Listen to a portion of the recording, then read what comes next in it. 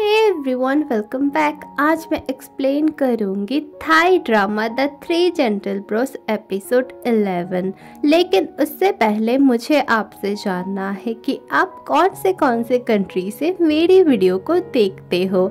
मैं तो इंडिया से हूँ, आप कहाँ से हो कमेंट में ज़रूर बताना, मुझे बहुत ही अच्छा लगेगा। तो चलिए हमारा ड्रामा शुरू करते हैं। एपिसोड की शुरुआत में न्यू उसके डैड और पिम को रेस्टोरेंट में दिखाया जाता है। अपने एंगेजमेंट के बारे में बात करती है। उसके डैड को कोई प्रॉब्लम नहीं होती है, लेकिन पिम को बहुत ही गुस्सा आता है। उसके डैड पूछते हैं ये थेम्स कौन है। वो बोलती है आप अपने फ्रेंड पिम से ही पूछ लीजिए, वो तो बहुत अच्छे से जानती है। फिर उसके डैड वॉशरूम जाते हैं। फिर पिम और न्यू के बीच बहुत ही ज्यादा लड़ाई शुरू हो जाती है। पिम उसे बार बार बोलती है मेरे बेटे का पीछा छोड़ो, उसने तुम्हारा क्या बिगाड़ा है, तुम उससे क्यों बदला ले रही हो। वो बोलती है मैं बदला नहीं ले रही हूँ, आपका बेटा ही ना आपसे नफरत करता है, वो आपको बिल्कुल पसंद नहीं करता है, इसीलिए वो मेरे साथ है। पिम बोलती है मैंने तुम्हें ये लास्ट वार्निंग दी है, अब मैं दिखाती हूँ मैं तुम्हारे साथ क्या कर सकती हूँ। वो बोलती है मैं आपसे डरती नहीं हूँ। पिम थेम्स की वजह से बहुत ही ज्यादा सैड थी और दूसरी तरफ न्यू बहुत ही ज्यादा खुश थे। वो बार बार थेम्स के बारे में सोच रही थी। फिर उसके डैड आते हैं और पूछते हैं तुमने उस लड़के को क्यों चुना, क्या खास बात है उसमें। वो बहुत सोचने लगती है।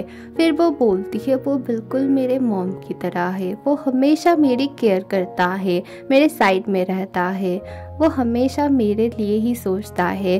वो बहुत कुछ सोचने लगती है थेम्स के बारे में।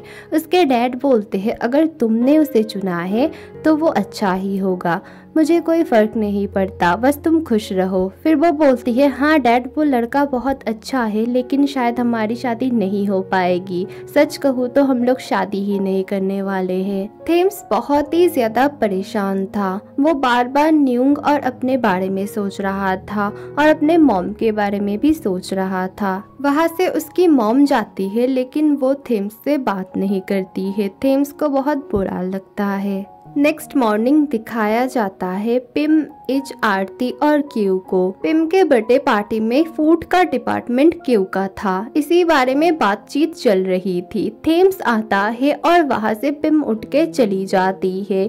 ये देख के सबको थोड़ा सा अजीब लगता है। इज थेम्स से बोलता है तुम ऐसा मत करो, मम्मी का बर्थडे आने वाला है और तुम उनके साथ इतना बुरा बिहेव कर रहे हो, कुछ तो सोचो। थेम्स बोलता है तुमने सोचा था तुम तो क्यू के साथ हो, अगर इतना ही सोचना है तो क्यू को तुम कॉम्प्रोमाइज कर लो और मॉम के साइड में आ जाओ।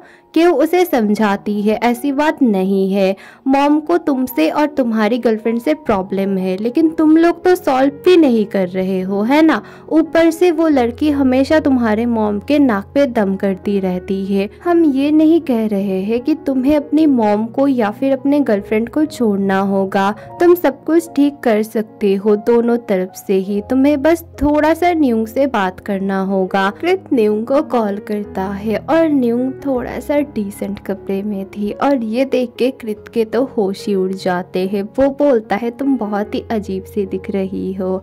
फिर वो पूछती है क्या पता चला कि वो कौन है जिसने विन को भड़काया था। वो बोलता है नहीं, विन नहीं बता रहा है। थेम्स आया था न्यू के घर, उसे आज न्यू को डेट पे ले जाना था। न्यू के डैड आते हैं और बोलते हैं मेरी बेटी ने तुम्हारे बारे में बहुत कुछ बोला, तुम उसका बहुत ख्याल रखते हो, तुम एकदम उसके मॉम की तरह हो और भी बहुत कुछ। वो बोलता है नहीं ऐसी बात नहीं है। फिर उसके डैड बोलते हैं मेरे बेटी का प्लीज ख्याल रखना। फिर न्यू आती है। थेम्स न्यू को लेके आउटडोर पिकनिक पे आता है, लेकिन न्यू को ये बिल्कुल पसंद नहीं आता है। वो बोलती है इतनी डर्टी जगह पे मैं कभी नहीं रहूंगी, मुझे 5 स्टार होटल जाना है, एसी में बैठना है।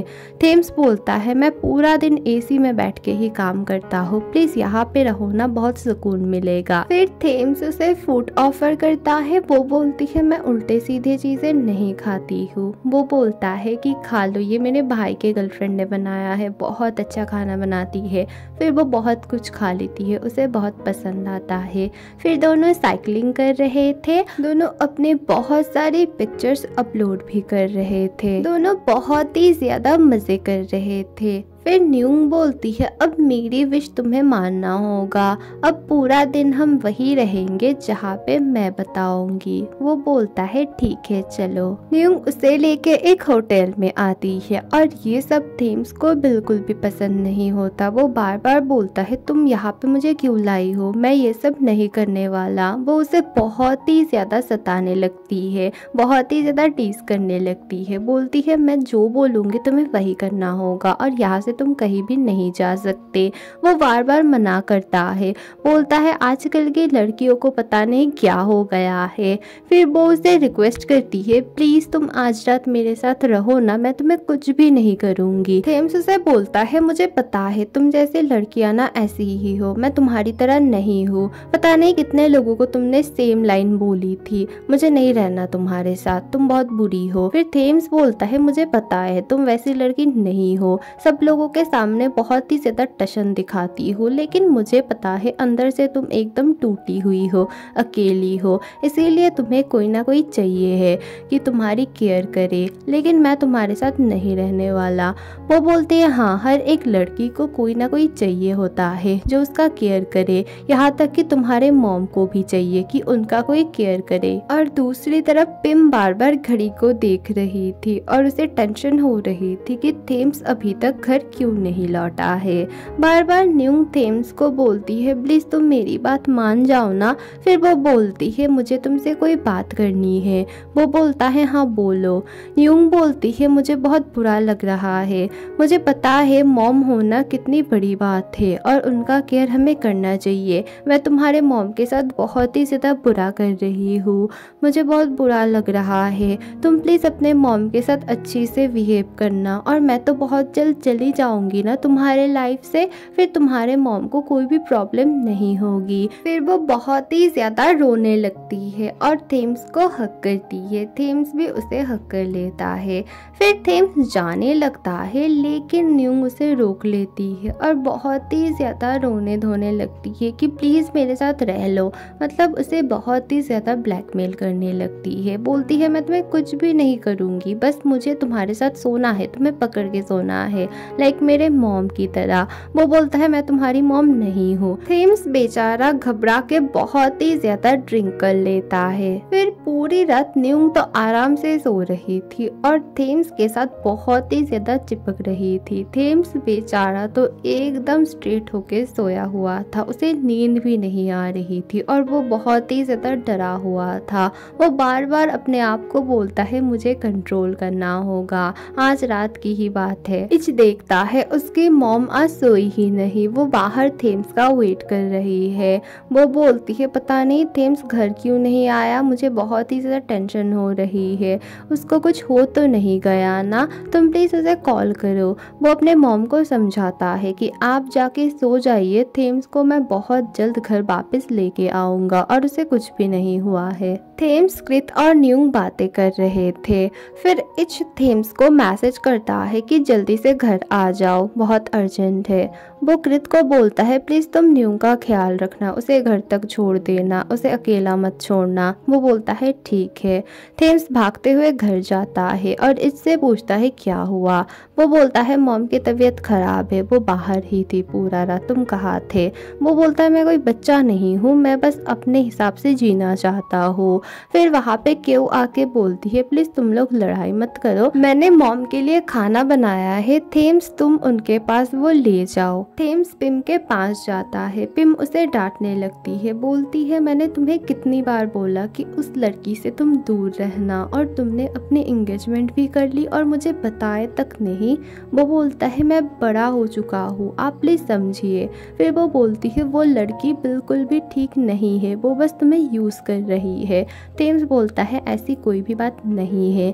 फिर वो बोलती है ठीक है, अब मैं अपने हिसाब से हैंडल करूंगी, उस लड़की को मैं दिखा दूंगी मैं कौन हूँ, चाहे उसके पीछे मुझे लोगों को लगाना पड़े फिर भी मैं लगाऊंगी, उसे तो मैं सबक सिखा के रहूंगी। थेम्स वहाँ से गुस्से से चला जाता है। फिर पिम बहुत जोर से रोने लगती है। कृत और न्यूंग विन से मिलते हैं। विन पहले नहीं बता रहा था लेकिन बाद में वो बता देता है कि सब कुछ के पीछे पीछे वीवी है। वो बहुत ही ज़्यादा हैरान हो जाती है कि उसके बेस्ट फ्रेंड ने उसके साथ ऐसा किया। फिर कृत और न्यूंग जा रहे थे, लेकिन दो लोग आके उन दोनों को बहुत ही ज़्यादा मारते हैं और न्यूंग को बहुत ही ज़्यादा चोट लगती है। फिर हॉस्पिटल से कृत फ़ोन करता है थेम्स को और सब कुछ बताता है।